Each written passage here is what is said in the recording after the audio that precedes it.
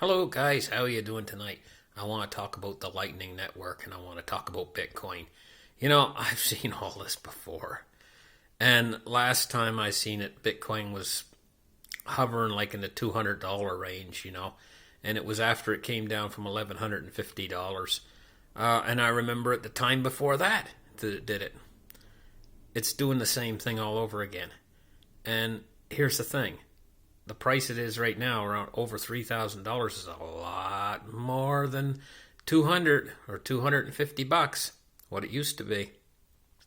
I'm going to tell you what, right under your noses, the Lightning Network is being not only established, but it's up and running and working.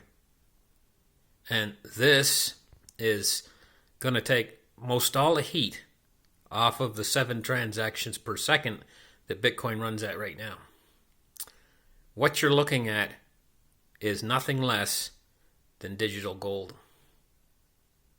And the implications of a modern technology, the internet of everything, being able to carry digital gold anywhere on Earth instantaneously through the Lightning Network. It's just a matter of time until this becomes totally implemented, and the ramifications of this are, well, the sky's the limit. Oh my God, when you consider that one Bitcoin, you can carry the decimal point out, it can carry all of the money on Earth just in one Bitcoin if you extend the decimal point. I remember there was a coin they created, and I think they only had one coin. But it was one of the altcoins that they created a while back, and they fractionalized it. But Bitcoin, is 21 million. It's enough, more than enough to carry everything on Earth. Everything can be stored in that 21 million Bitcoins. All of the value, all of the work, all of the labor, all of the infrastructure, real estate, everything can be actually transferred into the king of cryptocurrencies. It doesn't need all these other altcoins. Once the Lightning Network gets fully established, the ramifications are endless. Now, think about it for a minute. Up all the way through history, we've used gold, real physical gold. But you got to transport it. You've got to carry it in your pocket over and give it to Sam. Sam might be 2,000 miles away. Let's see you get across the border with that in your pocket. You can't get through the metal detector. It doesn't fit in with the modern age. What really fits in with the modern age is digital gold. And more, Bitcoin is becoming likened to gold. Now, I'm going to tell you what. I'm seeing an awful lot of strength in Bitcoin. Like, it's staying up around $3,400. And tonight, I'm watching it, and it's rising. I think that the reason why it's rising is the same reason gold's rising. I think that the Fed is starting to get the idea to back off the pedal on their tapering programs. Also, interest rate hikes, too. They're getting a little bit... they're blinking. They blinked. The Fed has blinked. And I never expected them to blink this early. I expected them to hang tight and hang diamonds and keep raising those interest rates. And I expected them to keep that $50 billion a month in tapering going on, of quantitative tightening going on. I never expected them to blink.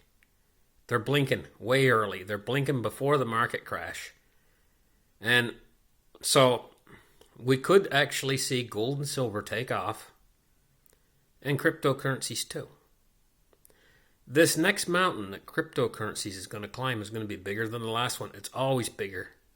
At a certain point, last time it got up like almost pushing $800 billion market capital last time. There's a certain point where cryptocurrencies get up to. I can't tell you exactly what that point is. I'm going to have to guess at it. I'm going to say it gets up around $2 trillion market cap. There's a certain point it gets to where something magical is going to happen. And basically what's going to happen is it's going to draw so much liquidity out of the regular financial system that it's almost like when you approach a black hole. A spacecraft approaches a black hole, and there's something called the event horizon, which is a place where if they cross over it, the black hole's got them. It's going to suck them in. And I think this is the way with cryptocurrency and Bitcoin. I think at a certain point, maybe when it passes $2 trillion market cap, it's going to be like the black hole sucking everything in. And it's going to be going up and up and up. And the fiats are going to be going down, down, down at that point. At that point, normal people like us, it's going to be too late to try to buy in unless you only want to buy a tiny little amount. You'll have to mortgage your house to buy like 001. So seriously, if you wait till that point in time, right? But that's when your friends and neighbors are going to be starting to buy in to the cryptocurrencies on this next surge, I think. I think it's coming. I think right now, I didn't expect this much strength in Bitcoin. I expected the Bitcoin to go down maybe 2,800 or something like that, or even lower. And I thought, hey, you know what? I'm waiting until I'm going to buy in, a little bit when it gets down around 20 something, And so I did buy some up in these prices, but not as much as I'd like. I'd like more. Of course, maybe it's not good to be too greedy, And the thing is on this next mountain she goes up, it could be phenomenal amounts of money, but I think she's going to drop off again after she goes up this next big rise up. I think she's going to crest and she'll drop again. She's in this pattern she's doing.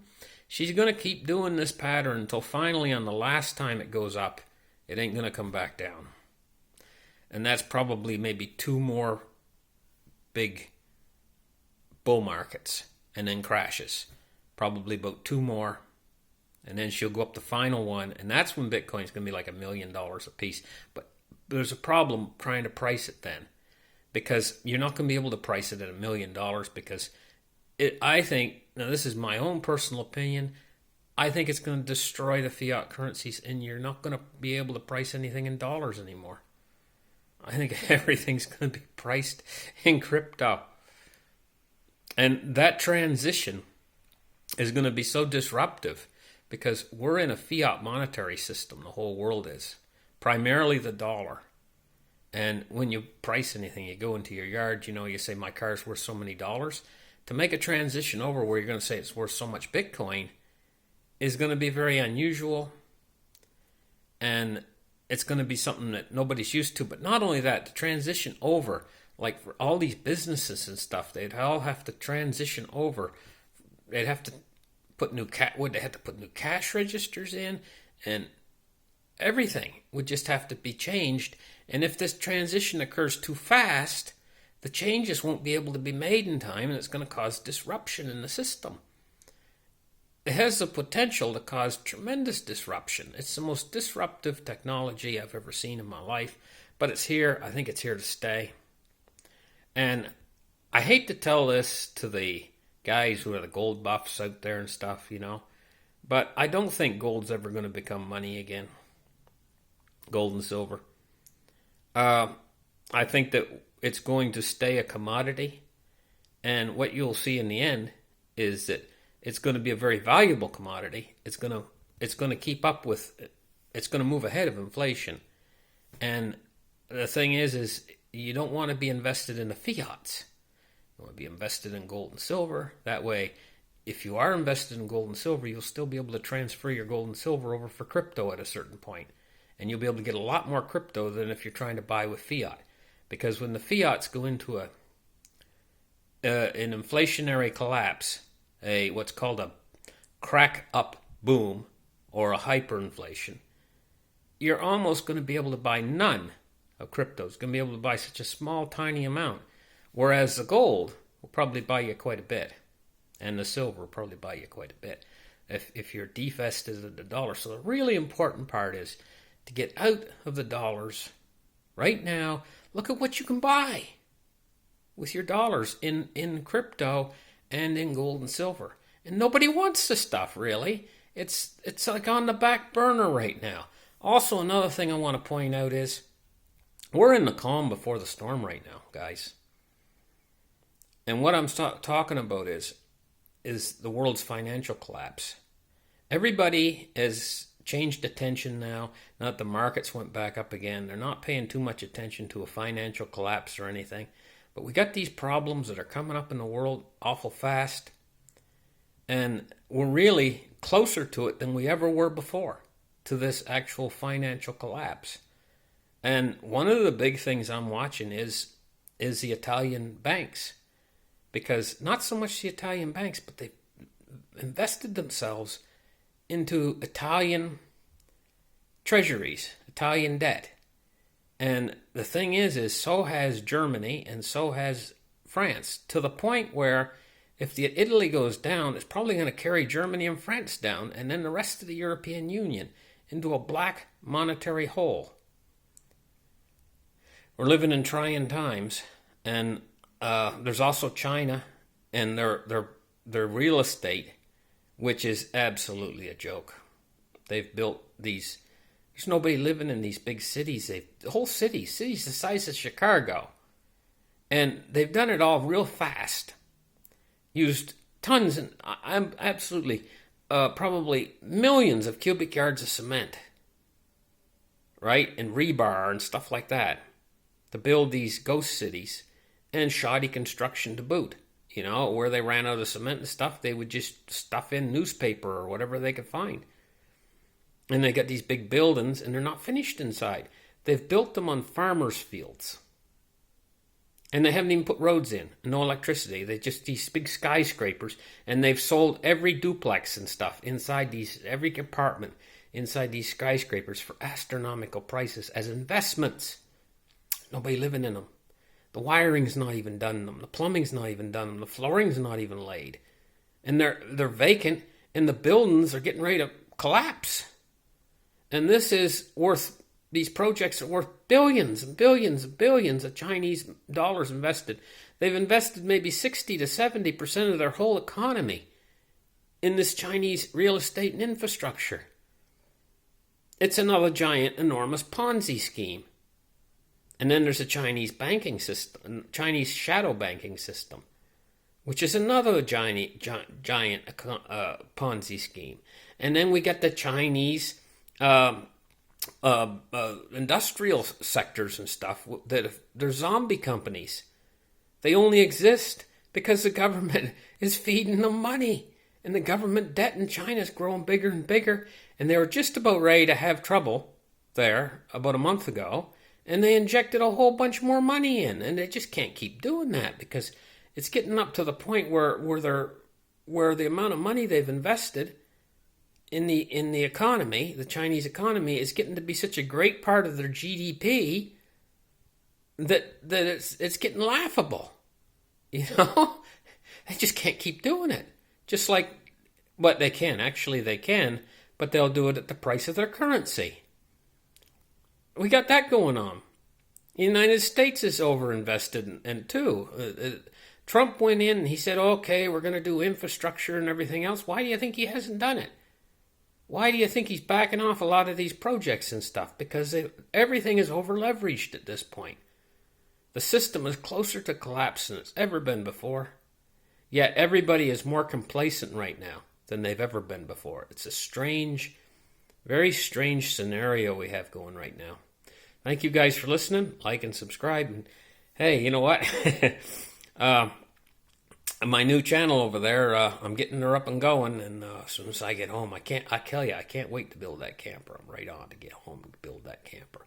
I think that'll be an awful lot of. I'm going to really enjoy that. I'm going to film it in time lapse. Some of the segments and some of the more difficult parts. I'm just going to film straight up front, me building it. My plan is to take the truck, and I'm going to take it in. I'm going to get it all safety inspected and put new brakes, new tires on it, new wheel cylinders, new everything. You know, the new braking system on it and everything else. And get it all the stuff done to it. Get it, and I'm going to paint the truck too. some nice new paint, make it look real nice. And then what I'm going to do is I'm going to take the rear truck bed off. So it's just like I'm going to take the pickup part, the rear bed off, and I'm going to paint all the back brake lines and everything with rust paint, really good. And then I'm going to spray oil on them and everything, get everything working good. And then I'm going to put in a wood bed on the back. Out of wood.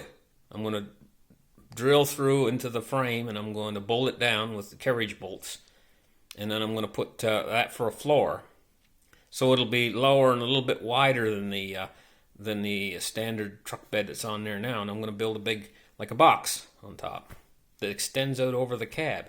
And then on the inside, what I'm going to do is take the rear window out of the truck that's in there now, and I'm going to open it up.